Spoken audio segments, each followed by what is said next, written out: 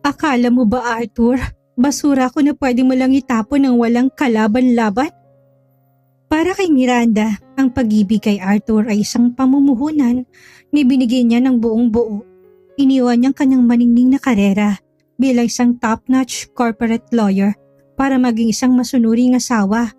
Ngunit nang dumating ang mapang-akit at batang modelong si Vivian, mabilis na nakalimutan ni Arthur ang babaeng kasama niya noong nagsisimula pa lamang siya. Pinalayas, pinahiya at tinapon sa isang lumang apartment na may baryang sustento. Yan ang naging ganti sa kanya. Ngunit nagkamali si Arthur. Akala niya isang mahinang may bahay ang kanyang tinalikuran. Nakalimutan niyang bago siya naging bilyonaryo, si Miranda ang utak sa likod ng kanyang mga kontrata. Sa pagbukas ng pinto ng korte, dala na Miranda ang mga lihim na magpapabagsak sa imperyo ng kanyang dating asawa. Sino ang tunay na magwawagi kapag ang isang pusong nasugatan ay nagdesisyong lumaban? Isang kwento ng pag-ibig, pagtataksil at ang matamis na paghihiganti ng isang tunay na reyna.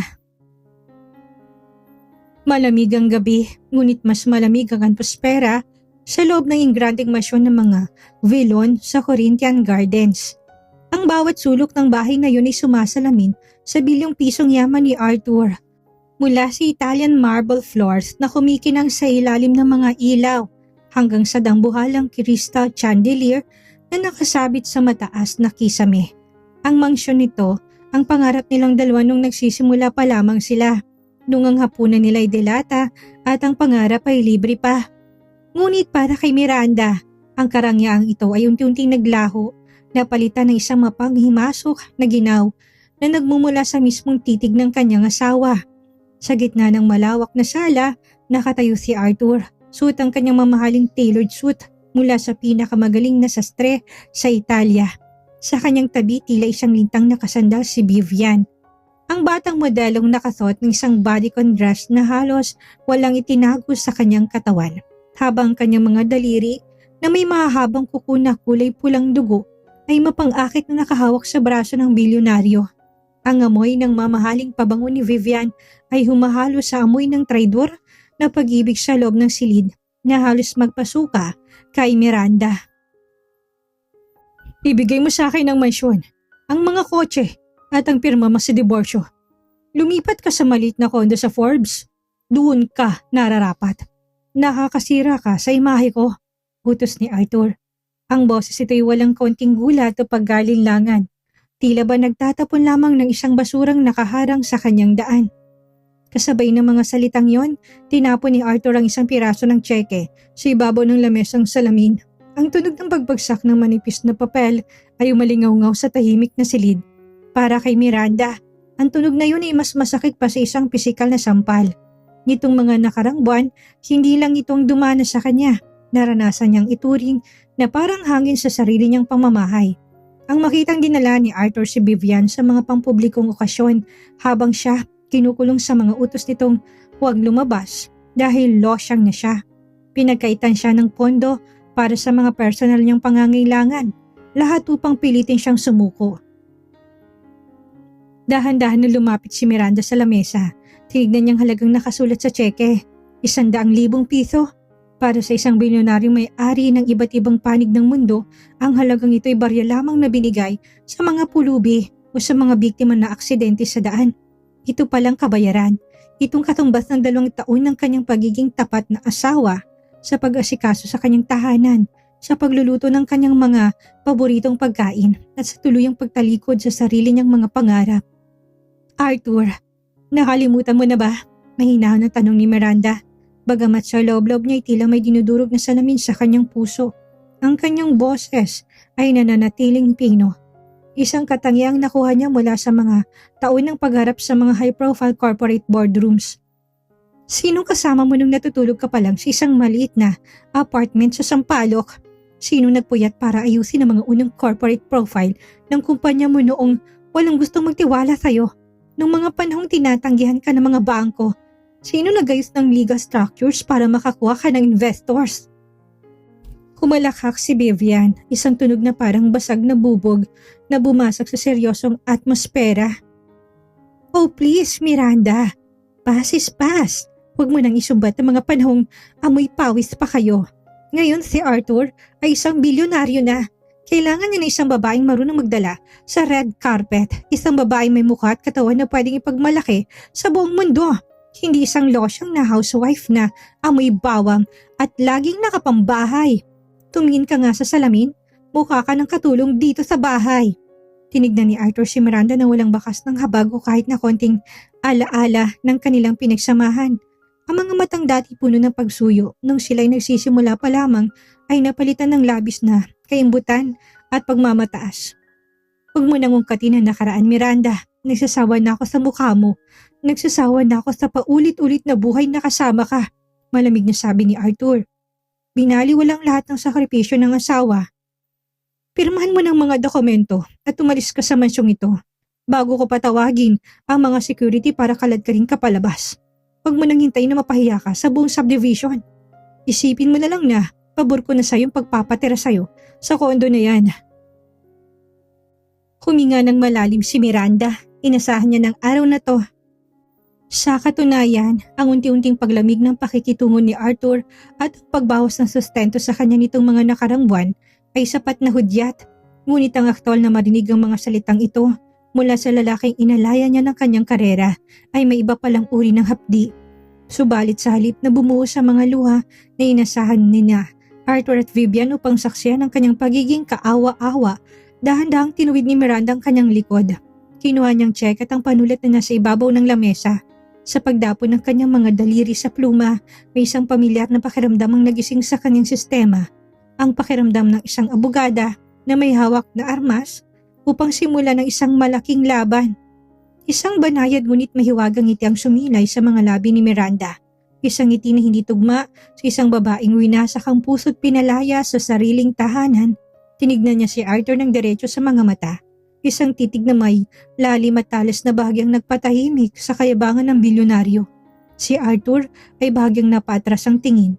Tila nakaramdam ng biglaang kilabot na hindi niya maipaliwanag sa kanyang sistema.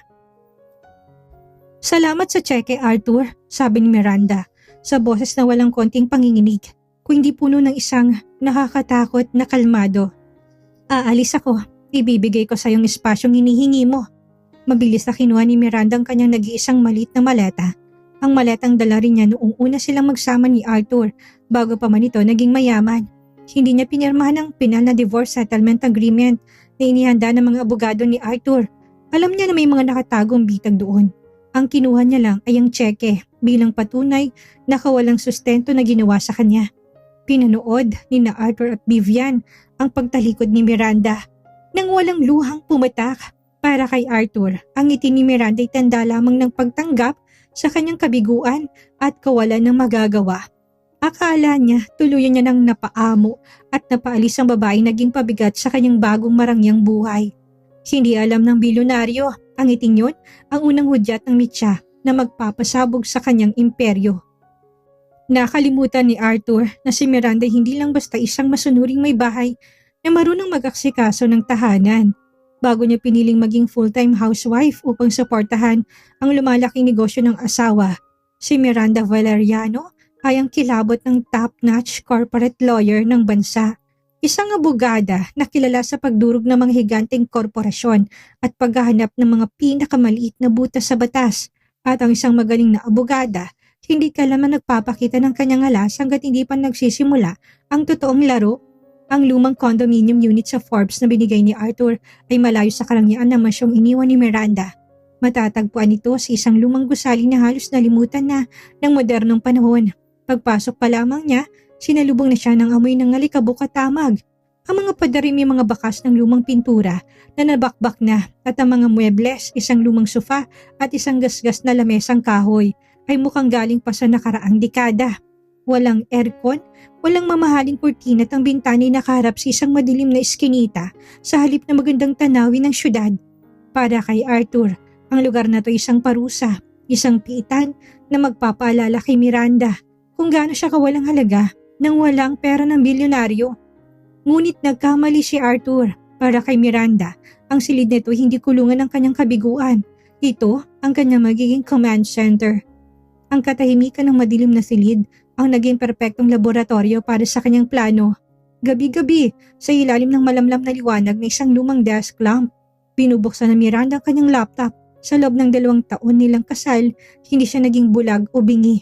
Bilang isang dating top-notch corporate lawyer, natural sa kanyang maging mapagmatsyag. Hindi siya naging bistiga noon dahil sa selos o hinala, kundi dahil sa isang nakasanayang professional na ugali. Ang mapansin na mga irregularity sa mga dokumentong madala siwanan ni Arthur sa kanilang study room sa mansyon. Akala mo ba talaga, Arthur, tuluyan ng kinain ng pagiging may bahay ang utak ko? Bulong ni Miranda sa sarili habang ang kanyang mga daliri ay mabilis na sumasayaw sa keyboard. Ang liwanag mula sa screen ng laptop ay nagpapakita ng talas at pagsik sa kanyang mga mata na matagal ding naitago ng mga luha. Ginamit ni Miranda ang kanyang mga lumang koneksyon at ang kanyang malalim na kaalaman sa cyber forensics at corporate law. Isa-isa niyang pinasok ang mga pampublikong rehistro at ang mga database ng mga shell companies sa mga kilalang tax haven sa labas ng bansa. Noong kasal pa sila, madalas siyang hinga ng payo ni Arthur sa mga hypothetical na sitwasyon tungkol sa buwis at pag-aari. Ang hindi alam ng bilyonaryo, ang mga sitwasyong yun ay totoo palang ginagawa nito sa likod ng kanyang likuran upang itago ang kanyang tunay na kita. Sa loob ng 2 linggo na walang tulugang pag-aanalisa, unti-unting nabuo ni Miranda ang puzzle. Nahanap niyang mga bank accounts sa Cayman Islands, Switzerland at Panama na nakapangalan sa mga peking korporasyon na ang tunay na may-ari, beneficial owner ay walang iba kung hindi si Arthur Villon.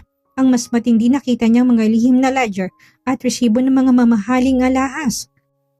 Luxury sports car at isang multi-million-dollar penthouse na binili ni Arthur para kay Vivian, mga ari-ariang hindi dineklara sa conjugal partnership at ang mas malala pa, binili gamit ang pondo ng kumpanya.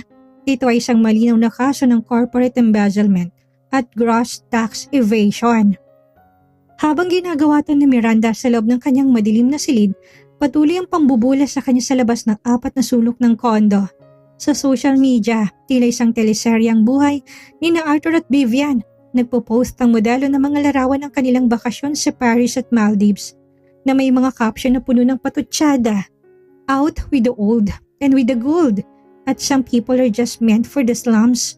Ang mga dating kaibigan ni Miranda sa Alta Lipunan na dati nagagawan sa kanyang atensyon ay biglang umiwas. Hindi sinasagot ang kanyang mga tawag, natatakot na mairita si Arthur at matanggalan sila ng mga negosyo.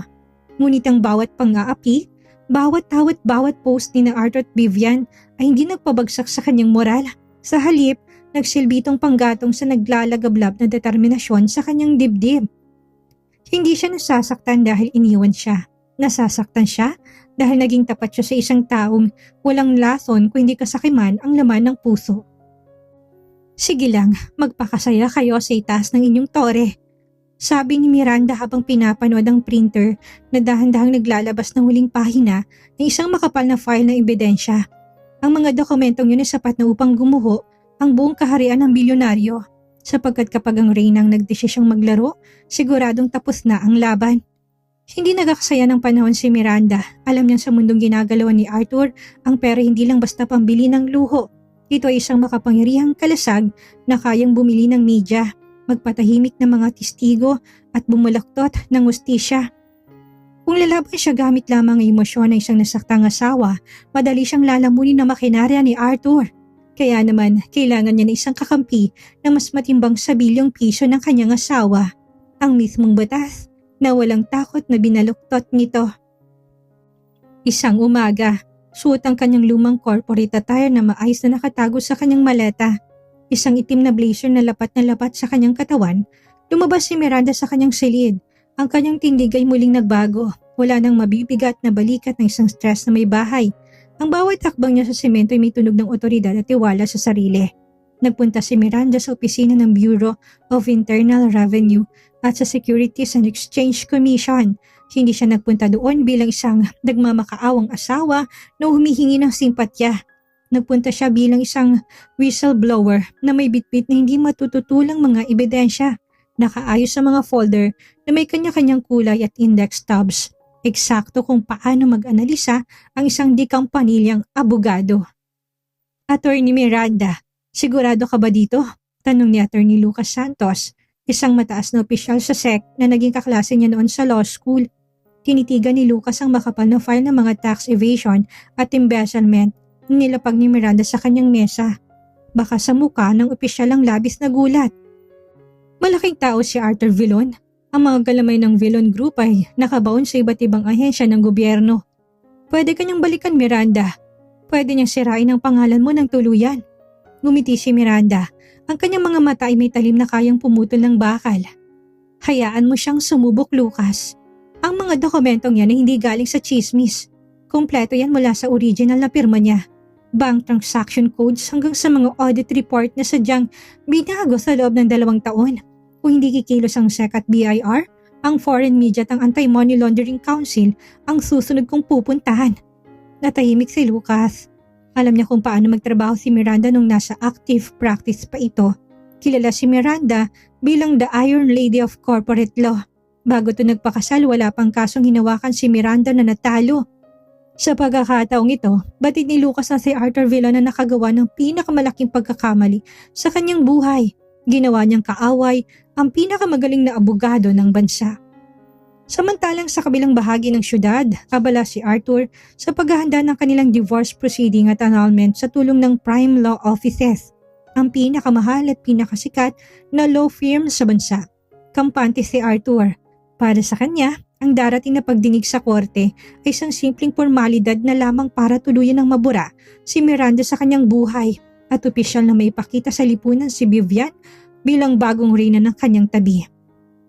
Gusto ko, walang makuha na kahit isang kusing ang babaeng yan. Kung maaari bawiin niyo pati ang kondo sa Forbes. Pagkatapos ng pirmahan, utos ni Arthur sa kanyang head counsel habang sila'y nagtatanghalian sa isang marangyang restaurant sa BGC.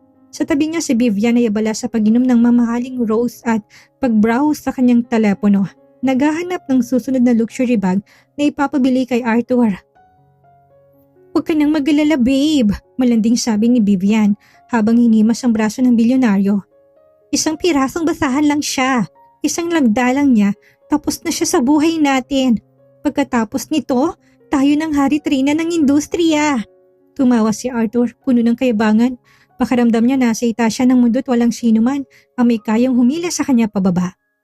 Hindi nila alam habang nagtatawanan sila sa loob ng air-conditioned na restaurant, ang mga subpoena at search warrants ay kasalukuyan na pinipirmahan ng isang matapang na hukom sa pambansang korte.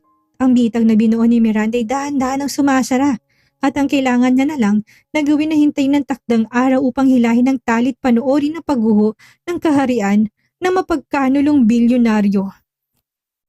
Dumating ang araw ng pagdinig sa pamilyang hukuman ng Makati. Ang paligid ng courtroom ay punong-puno ng tao.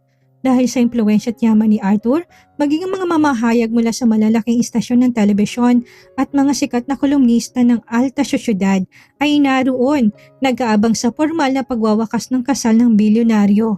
Pumasok si Arthur na tila ba naglalakad sa isang business summit. Nakasuot siya ng isang mamahaling navy blue suit habang kanyang buhok ay maayos na nakagel.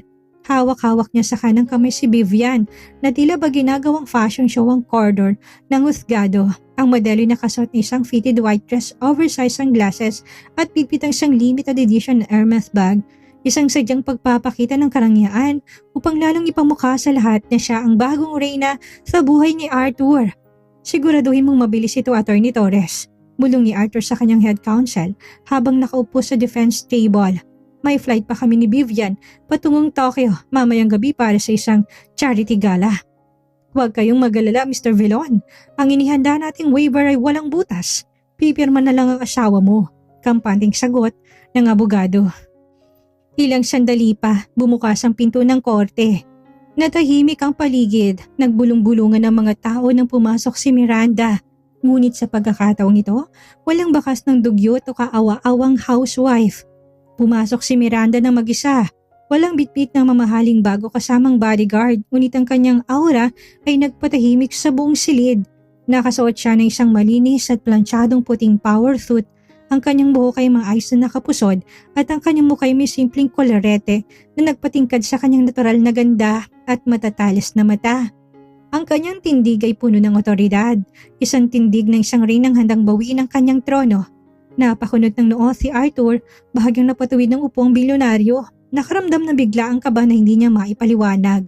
Sumulyap si Vivian kay Miranda at sa unang pagkakataon nakaramdam ang modelo ng matinding insecurity sa harap ng tunay na asawa. Pumasok ang hukom at formal na binuksan ang pagdinig. Your Honor, panimula ng abogado ni Arthur, si Attorney Torres habang tumatayo na may kayabangan. Ang aking kliyente, si Mr. Arthur Villon, ay bukas pala na nag-aalok ng 100,000 piso at isang condominium unit sa Forbes bilang pinal na financial settlement para sa mabilis na pag-aproba ng divorce at legal separation. Ang halagang ito higit pa sa sapat para sa isang simpleng may bahay. Isang mapanguyam na ngiti ang sumilay sa mga labi ni Vivian habang nakatingin kay Miranda. Ngunit bago pa man makapagsalita ang retainer lawyer ni Miranda, dahan-dahang tumayo si Miranda mismo. Sa kanyang pagtayo tila ba lumaki ang kanyang espasyo sa loob ng korte. Your Honor, kung papayagan ng korte, nais ko magsalita para sa aking sarili bilang isang opisyal na korte at bilang petisyonero dito. Nagulat ang hukom ng suri ng mga record. Attorney Miranda Valeriano Villon, ikaw palang sikat na corporate lawyer ng Valeriano Firm. Sige, maaari kang magsalita. Lalong nabaon sa upuan si Arthur, tila nakalimutan niya sadyang binaliwala ng babaeng pinalayas ni isa sa mga pinakamatalinong utak sa legal na industriya ng bansa. Your Honor, malamig at malinaw ang boses ni Miranda, umalingaw-ngaw sa bawat sulok ng silid. Hindi ko tinatanggap ang settlement na inilatag ng kabilang panig. Sa katunayan, narito ako upang magsumite ng isang counter petition at urgent manifestation ng direktang makakaapekto sa paghahati ng aming conjugal assets. Objection, Your Honor, sigaw ni Attorney Torres. Ang mga asset ay nakasaad na sa mga financial statement ng Villon Group. Yan ay kung totoong mga financial statement na yon, Attorney Torres. Mabilis sa sagot ni Miranda. Ang kanyang titig ay tila lumalago sa kaluluwa ng abogado ni Arthur. Lumapit si Miranda sa clerk of court at nilapag ang 3 makapal na folder. Your Honor, nagsumiti ako ng mga certified bank documents, transaction logs at second corporation papers na nagpapatunay ng aking asawa ay nagtago ng higit sa 70% ng kanyang tunay na kita. Gumamit siya ng mga shell company sa Cayman Islands at Switzerland upang ilihim ang bilong-bilong piso para hindi ito mapasama sa aming conjugal property. Nagsimula magbulungan ng mga mamamahayag sa likod. Ang mukha ni Arthur ay unti-unting nawala ng kulay. Pilit siyang lumingon sa kanyang abogado, ngunit maging si Attorney Torres ay natigilan habang binabasa ang kopya ng mga dokumento. Hindi lang yan, Your Honor, patuloy ni Miranda. Lumingon siya ng bahagya kay Arthur at kay Vivian na ngayon na nagsisimula ng mabalisa. Ang mga dokumentong yan ay naglalaman din ng opisyal na findings mula sa Bureau of Internal Revenue at SEC. Napatunayan na si Arthur Villon ay gumamit ng pondo ng kanyang pampublikong kumpanya upang bumili ng mga luxury cars at isang multi-million-dollar penthouse na nakapangalan kay Miss Vivian dito. Ito hindi lamang panloloko sa akin bilang asawa. Ito ay malinaw na kaso ng corporate embezzlement at gross tax evasion laban sa pamahalaan. Anong kabaliwan ito? Hindi na napigilang sumigaw ni Arthur habang tumatayo, ngunit mabilis siyang pinukpok ng gavel ng hukom. Silence! Utos ng hukom. Tinignan ng hukom ang mga dokumentong may tatak ng BIR at SEC. Seryoso mukha ng magistrado. Attorney Torres, mukhang ang kliyente mo'y may mas malaking problema kaysa sa diborsyo. Tinignan ni Miranda si Arthur ng diretso sa mga mata. Walang galit, walang luha, kundi isang malamig na tagumpay. Sa sandaling yun alam ni Arthur na ang bitag ay tuluyan ng sumara at ang babaeng tinuring niyang basahan ay ang mismo magiging dahilan ng kanyang tuluyang pagkabura sa mundo ng mga bilyonaryo. Ang pagdinig sa korte na akala ni Arthur ay magiging isang mabilis at madaling tagumpay ay nagiwan ng isang malalim na sugat sa kanyang pangalan. Hindi pa man natatapos ang araw, ang balita tungkol sa kanyang mga nakatagong yaman at ang mga seryosong akusasyon ng tax evasion at corporate embezzlement ay kumalat na parang apoy sa tuyong kugon. Ang mukha ng bilyonaryo na dating tinitingala sa mga business magazine ay naging tampulan ng chismis at pangbabatikos sa telebisyon at internet. Sa loob ng stock market, naging mabilis ang reaksyon ng mga investor. Ang mga stock ng Villon Group of Companies ay bumagsak sa pinakamababang antas nito sa kasaysayan sa loob lamang ng ilang oras. Ang mga share na dati nagkakahalaga ng ginto ay naging parang basang papel. Ano tong ginawa mo? Sigaw ni Arthur. Ang kanyang boses ay umalingaw-ngaw sa loob ng marangyang conference room. ng Prime Law Offices. Gulay-gulay ang kanyang buhok, maluwag ang kanyang mamahaling kurbata at bakas ang matinding takot sa kanyang mga mata. Bakit may hawak siya na ganyang mga dokumento? Hindi ba kayong pinakamagaling at pinakamahal na law firm sa bansa? Bakit hindi niyo yun nalaman? Yumuko si Attorney Torres, hindi makatingin ng diretso sa kanyang kliyente. Ang kanyang dating kayabangan ay tuluyan na naglaho. Mr. Vilon, ang mga dokumentong nilabas ni Attorney Miranda ay mga internal audit at foreign bank transfers na ikaw mismong pumirma gamit ang iyong electronic signature. Walang paraan para itanggi o sabihing peke ang mga yon.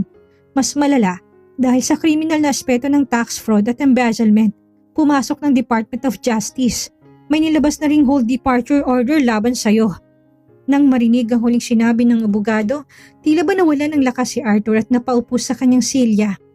Ang flight ni na Vivian patungong Tokyo ay tuluyan ng kanselado. Hindi na siya makakaalis ng bansa. Habang nagkakagulong kampo ni Arthur, sinalubong naman si Miranda ng isang batalyon ng mga mamahayag sa labas ng gusali ng korte. Ang mga kamera ay walang tigil sa pagkuha ng larawan sa kanya. Kalmado, decente at may ngiti sa kanyang mga labi, kumarap siya sa mga mikropono. Attorney Miranda, ano pong masasabi niyo sa pahayag ng Vilon Group na ito ay isang personal na pag-atake lamang? Tanong ng isang reporter. Tumingin si Miranda ng diretso sa lens ng kamera. Alam niya na nanonood si Arthur. Ang batas ay ginawa para sa lahat. Hindi lang para sa mga walang kapangyarihan. Kung kaya mo maging bilyonaryo, kaya mo rin dapat maging tapak sa batas at pamilya mo. Ang ginawa ko hindi pag-atake. Ito ay pagbawi lamang sa kung anong tama't nararapat. Sa mga sumunod na linggo, mas naging madilim ang buhay ni Arthur. Ang mga ari-arian ng Vilon Group ay pansamantalang pinaglagyan ng freeze order ng korte habang nagpapatuloy ang investigasyon. Ang mansyon sa Corinthian Gardens na naging saksi sa pagpapalayas kay Miranda ay niraid ng mga otoridad upang kumuha ng mga karagdagang computer drives at dokumento bilang ebidensya. Dahil sa pagka-freeze ng mga account, ang mga mamahaling credit card ni Arthur ay isa-isang na-decline at doon na rin nagsimulang magbagong ihip ng hangin sa pagitan nila ni Vivian. Sa loob ng kanilang pansamantalang tinitirhang penthouse, abala si Vivian sa pag-empake ng kanyang mga mamahaling damit at alahas sa loob ng kanyang mga maleta. Saan ka pupunta, Vivian? Tanong ni Arthur na ngayon ay mukhang matanda na, stress at may malalim na itim sa ilalim ng mga mata dahil sa sunod-sunod na sabpina. Arthur, hindi ko pwedeng masirang career ko bilang modelo dahil lang sa mga illegal na gawain mo. Malamig na sagot ni Vivian na hindi malang tinatapunan ng tingin ng lalaki. Sinara niya ang kanyang bagong Louis Vuitton na bag na binili paggamit ang pera ng kumpanya ni Arthur. Aalis na ako. Sabi ng manager ko kailangan ko lumayo sa'yo para hindi ako madamay sa kaso. Ayoko madamay sa pagbagsak mo. Vivian, nung nasa itaas ako binigay ko sa'yo ang lahat. Ang kotse mo. Ang kondo mo, ang mga luho mo galing sa akin. Pasigaw na sumbat ni Arthur. Ang kanyang mga kamay ay nanginginig sa galit at kabiguan. At dahil doon, pati ako pinadala ng sabpina ng BIR para sa mga ari-ariang ipinangalan mo sa akin gamit ang nakaw na pondo. Bulyaw pabalik ni Vivian. Ginamit mo lang din naman ako para sa imahe mo, hindi ba? Kaya wag kang umastana para may utang na loob ako sa'yo.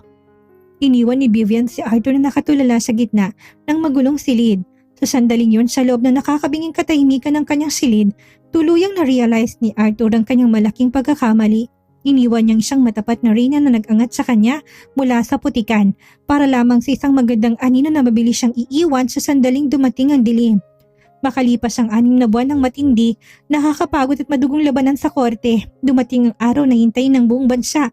Ang pambansang pamilyang hukuman ay punong-puno na naman ng mga tao. Ngunit sa pagkakataong ito, iba ng ihip ng hangin. Wala nang mga marangyang suit at mayabang na aura ni Arthur Vilon. Ang bilyonaryong dati nagmamayari ng mga kumpanya ay nakasuot na lamang ngayon ng isang simpleng puting barong na tila hindi na naplansya ng maayos. Ang kanyang buhok ay magulo.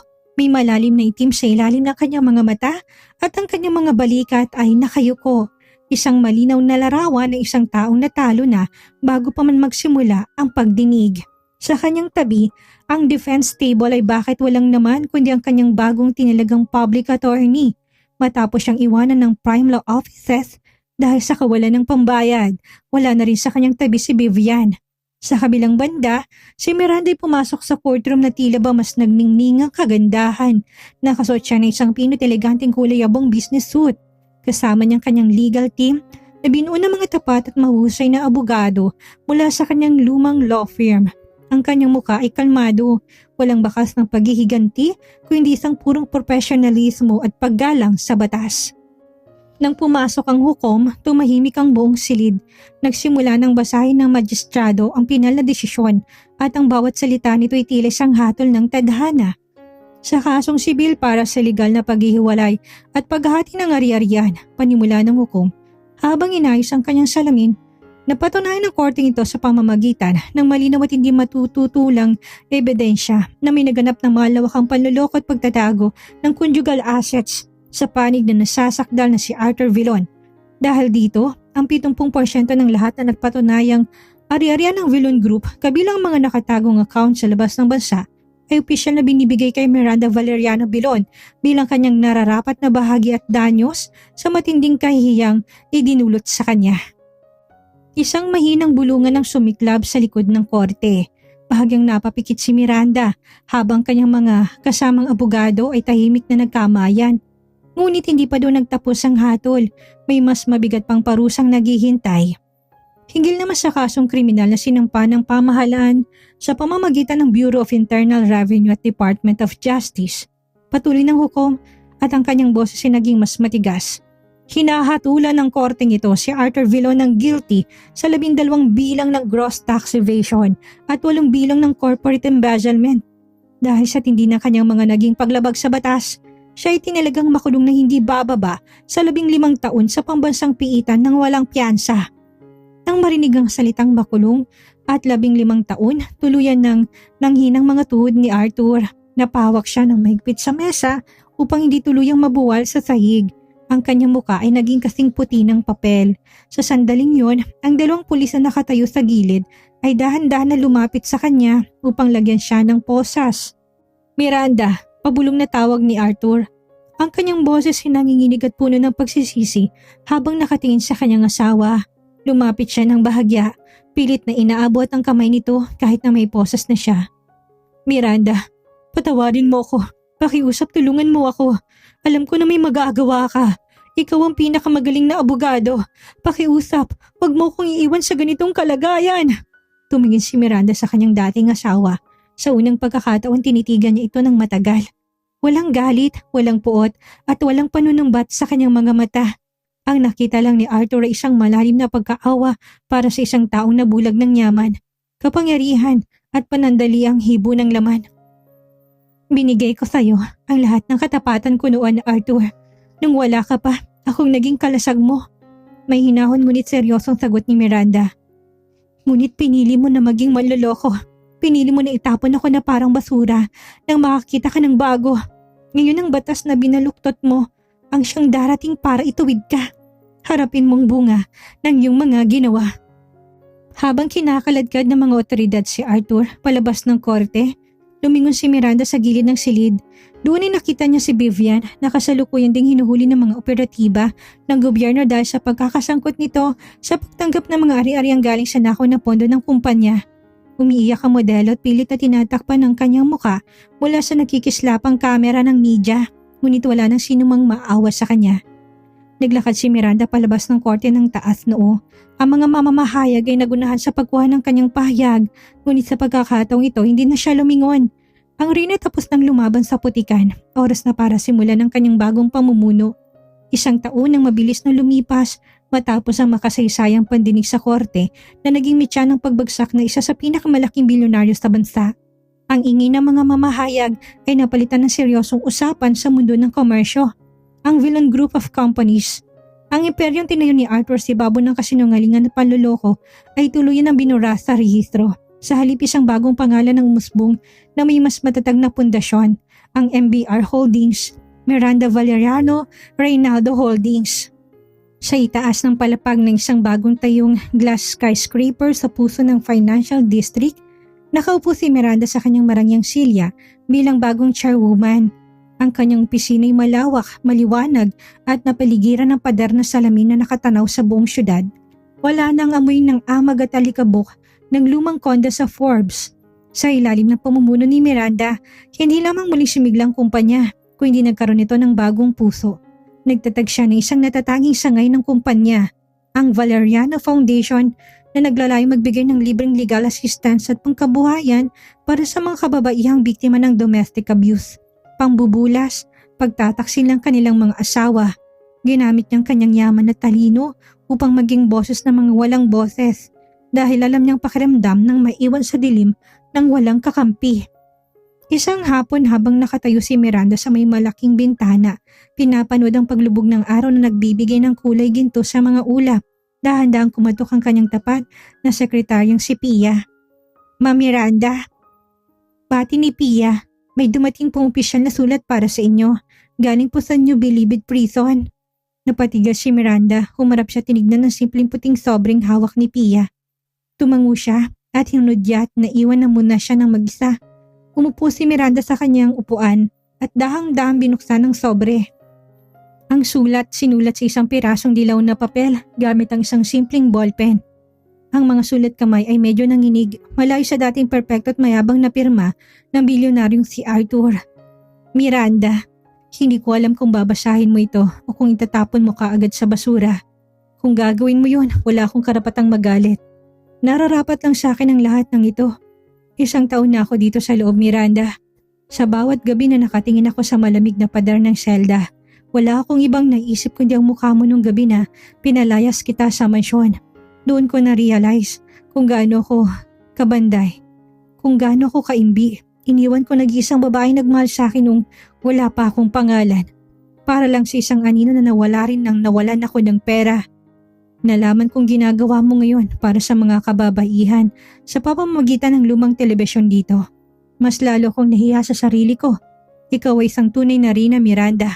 At akong hari na naging hangal. Hindi ko sinulat to para humingi ng pabor o para tulungan mo kong makalabas. Gusto ko lang humingi ng kapatawaran. Patawad sa pangbubulas, sa kahihiyan at sa pagtataksil. Alam ko hindi ko na maibabalik ang patawad ko ng mga luhang iniyak mo. Ngunit umaasa ko na kahit papano'y maibibigay nito ang katahimikan sa puso mo, Arthur. Dahan-dahang binaba ni Miranda ang sulat, kuminga siya ng malalim at tumingin sa kawalan. Itinabi ni Miranda ang sulat sa pinakailalim na drawer ng kanyang lamesa. Sa kanyang puso, matagal niya nang pinatawad si Arthur, ngunit ang pagpapatawad na yun ay hindi niya ibibigay para kay Arthur. Binigay niya yun para sa kanyang sarili. Ang pagpapatawad na naging huling susi upang tuluyan na siyang makalaya sa tanikala ng nakaraan at hindi na muling maging biktima ng kanyang kahapon. "Ma'am Miranda, handa na pong sasakyan," muling paalala ni Pia mula sa pinto. "Magsisimula na pong charity gala sa loob ng 30 minutes. Tumayo si Miranda, inayos ang kanyang kasuotan at kinuha ang kanyang clutch bag.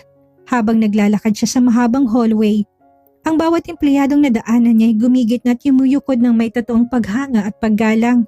Hindi lang dahil siyang nagpapasweldo sa kanila, kundi dahil siyang buhay na patunay ng isang pusong winasa kay kayang bumangon at magtayo ng sarili nitong kaharian. Ang gabi ng taon ng Valeriano Foundation Charity Gala ay binalot ng walang pagsidlang liwanag, karangyaan at musika. Ginanap ito sa pinakamalaking grand ballroom ng isang sikat na 5 bentang hotel sa syudad. Ang paligid ay pinalamutian ng mga sariwang puting rosas at mga pinong kumikinang na gintong dekorasyon. Ang pinakamalaking pangalan sa mundo ng negosyo, mataas na opisyal ng gobyerno at pilantropo, ang mga kilalang personalidad sa sining ay naroroon. Ngunit ang lahat ng marangyang dekorasyon ay mistulang palamuti na sandaling bumukas ang dambuhalang pinto ng ballroom. Pumasok si Miranda Valeriano, tila huminto ang pag-ikot ng mundo para sa mga naroon. Ang kulay ng telang nagbibigay din sa kanyang makinis at nagliliwanag na balat. Ang kanyang buhok ay nakaapdo, walang mabibigat na alahas, isang simpleng diamanting kwintas. Ngunit ang kanyang presensya ay mas nagniningning sa kahit na anong hiyas. Ito ang babaeng 1 taon at kalahati ang nakalipas ay tinapon sa isang madilim, maamag at lumang apartment. Ito ang babaeng pinagkaitan ng sustento at tinawag na basahan at losyang. Ngayon sa bawat takbang niya sa ibabaw ng pulang carpet, pinapakita niya sa buong mundo kung paano durugin ang kahiyang gamit ang purong talino at dignidad. Dahan-dahan ang makyat si Miranda sa entablado. Humawak siya sa podium, tumingin sa daang-daang taong nakatingin sa kanya. Ang kanyang boses na magsimula siyang magsalita ay banayad, ngunit may lalim na bumasag. Ang tunay na lakas ng isang babae, at ang bawat salita niya ay tilang musika na may hatid ng lakas, ay hindi sinusukat sa kung gaano kalaki ang kanyang kayang tiisin. Hindi ito sinusukat sa kung gaano karaming luhang kaya niyang itago. Ang tunay na lakas ay makikita sa kung paano niya pipiliing bumangon pagkatapos siyang iwanan sa putikan. Huwag nating hayaan ang ating halaga ay dikta ng pananaw ng ibang tao, maging asawa mo man ito o ang lipunan. Kapag inalisan ka nila ng lamesa, tandaan mo na kaya mong magtayo ng sarili mong kaharian. Isang mabilis sa segundong nakakabinging katahimikan ng sumunod bago ito pinalitan ng isang masigabo at walang katapusang palakpakan.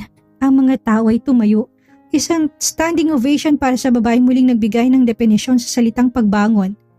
Nang bumaba si Miranda sa entablado, sinalubong siya ng kanyang mga totoong kaibigan. Sa isang tabi ng bulwagan, nakita niya si Attorney Lucas, ang opisyal mula sa SEC na naging matapat niyang katuwang sa paglatag ng mga kaso laban kay Arthur. Isang napakagandang talumpati, Chairwoman Miranda, nakangiting bati ni Lucas. Umasangkop na ata kung tatawagin kitang Your Majesty, natawa ng mahina si Miranda, isang tunog na puno ng tunay na kaligayahan. Salamat Lucas, salamat sa pagpapanatili sa tabi ko nung hawak ko lang ay mga piraso ng papel. Palaging may puwang hustisya para sa mga taong marunong lumaban ng may katuwiran.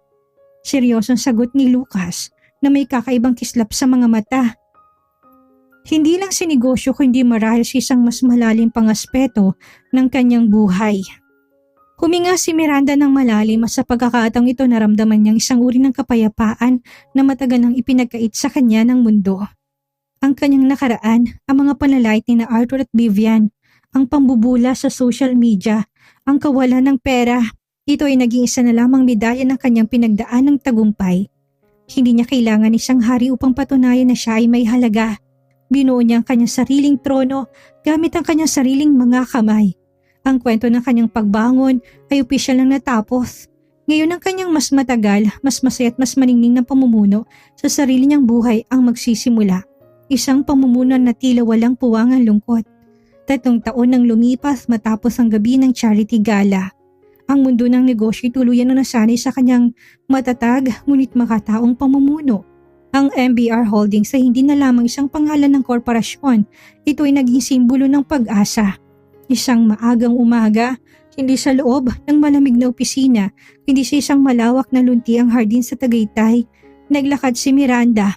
Ang amoy na sariwang damot banayad na simoy ng hangin ang nagdala ng kakaibang sigla sa kanyang mukha. Mama! Isang matinis at masayang tinig ng isang bata ang bumasag sa katahimikan. Isang 3 taong gulang na batang babae. Si Lian ang patakbong lumapit sa kanya, hawak isang bungkus ng mga bagong pitas na bulaklak. Si Lian ay isang batang inangpo ni Miranda mula sa isa sa mga shelter ng kanyang foundation. Isang batang tulad niya noon ay iniwan ng kawalan, ngunit ngayon ay binalot niya ng buong pagmamahal.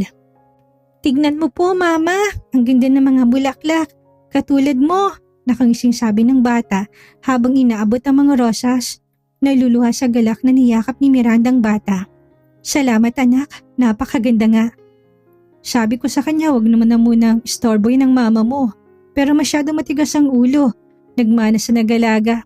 Isang pamilyar at baritonong boses ang narinig mula sa likuran. Lumingon si Miranda at nakita si Lucas. Hindi na lamang itong opisyal mula sa SEC na tumulong sa kanya sa korte. Si Lucas na ngayon ang kanyang katuwang sa buhay.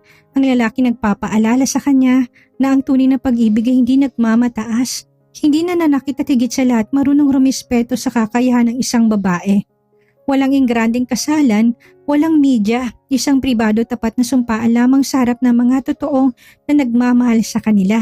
Inakbayan ni Lucas si Miranda at hinalikan ito sa noo habang pinapanood nilang muli ang pagtakbo ni Liana sa damuhan.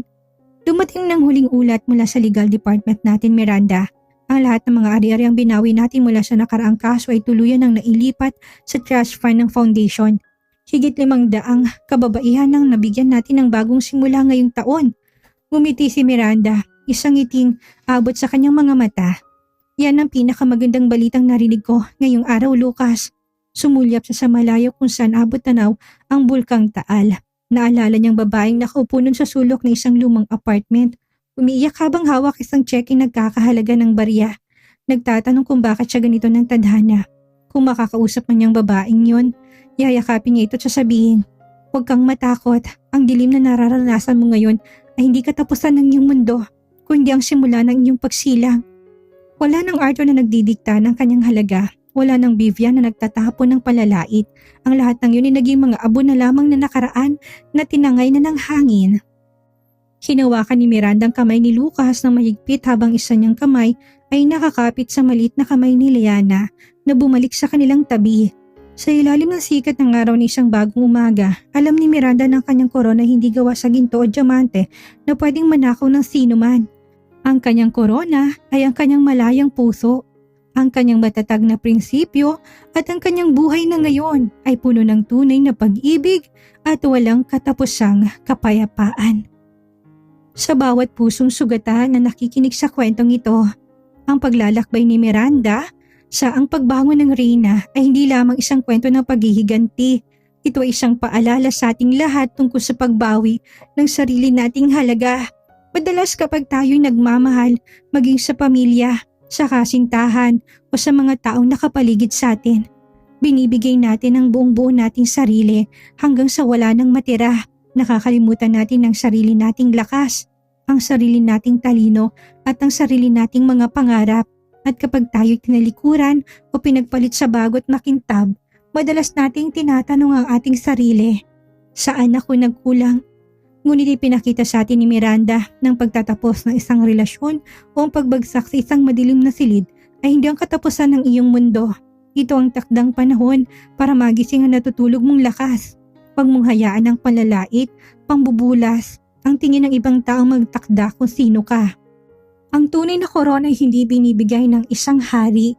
Ito ay ikaw mismong naglililok gamit ang iyong paninindigan, dignidad at kakayahan. Kung nasaan ka man ngayon, gaano man kadilim ang iyong pinagdaraanan, tandaan mo, kaya mong bumangon. Kaya mong magtayo ng sarili mong kaharian. Maraming salamat sa iyong pagsubaybay at paggugol ng oras sa kwento ni Miranda. Naway magsilbi itong inspirasyon na sa bawat dulo ng unos, laging may nag-aabang na maningning na bagong umaga. Manatili tayong matatag, matalino tapat sa ating sarili. Hanggang sa muling kwento ng pag-asa at tagumpay. At dito po nagtatapos ang kwento ng ating Reyna. 1 taon, 6 na buwan at mga kabanata ng buhay na pinagsamahan natin sa bawat pagpindot nyo ng play. Ako po si Miss Maria, ang naghatid sa inyo ng bawat tikbi, bawat patak ng luha at bawat matamis sa tagumpay ni Miranda.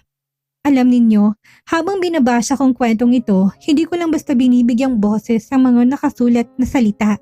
Kasama niyo ko na nakakaramdam ng gigil sa sala ng mga vilon at kasama niyo kong huminga ng maluwag ng sa wakas ay makamit ang hustisya.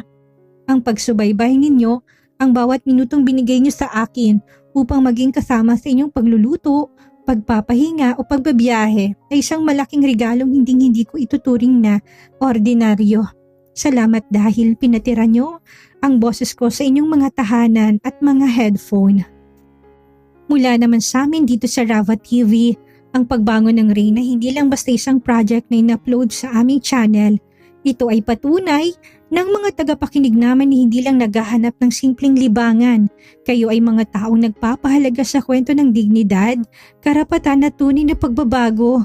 Madalas sa mundo ng internet, madaling malunod sa mga kwentong mababaw, ngunit dahil sa inyo na nanatili hanggang sa huling segundo ng epilogo, napatunayan namin na buhay ang pagmamahal sa mga kwentong may lalim at may aral. Hindi namin sasabihin na huwag kayong magsawa kung hindi pinapangako namin na sa mga susunod pang obra, mas hihigitan pa namin ang husay para maging karapat-dapat sa bawat segundong nilalaan nyo sa amin. Para sa mga kababaihan o kahit na sinong nakakaramdam na sila itinapon o binaliwala, naway ang kwentong ito ay hindi nyo lang basta narinig, kundi nabaunin nyo sa inyong mga desisyon bukas. Muli, mula sa puso ng Rava TV at sa inyong likod na boses, ako si Miss Maria. Hindi itong huling pahina ng ating paglalakbay. Ihanda ang inyong mga puso dahil may mas matitiding kwento pa tayong bubuklatin ng magkasama. Hanggang sa muling pagbubukas ng kortina, Ingatan niyo pong inyong mga puso at naway kayo naman ang maging reyna ng sarili niyong bukas. Paalam.